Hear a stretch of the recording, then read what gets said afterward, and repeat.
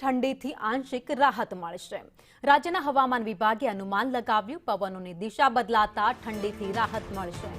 રાજ્યમાં લઘુત્તમ તાપમાન 1 થી 2 ડિગ્રી જે વધવાનું છે, તો અમદાવાદ, ગાંધીનગરમાં તાપમાન 14 થી 16 ડિગ્રી સુધી રહી શકે।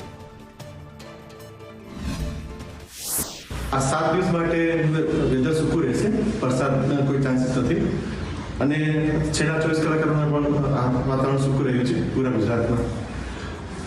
અને જો મિનિમમ ટેમ્પરેચરની વાત કરીએ તો 24 અવર્સ માટે અમારે કોઈ ફરક પડ્યો નથી, ટેમ્પરેચર નોટ લાર્જ છે। અને નોર્થ ગુજરાતમાં નોર્મલ રહ્યા ટેમ્પરેચર, એટલે કોઈ ફેરફાર નથી થયો। અને સાઉથ ગુજરાત અને કચ્છમાં નોર્મલ કરતાં બિલો નોર્મલ ટેમ્પરેચર્સ રહ્યા છે।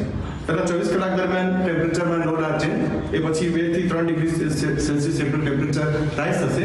એ પછીના દિવસોમાં ગ્રેજ્યુઅલી ફોલ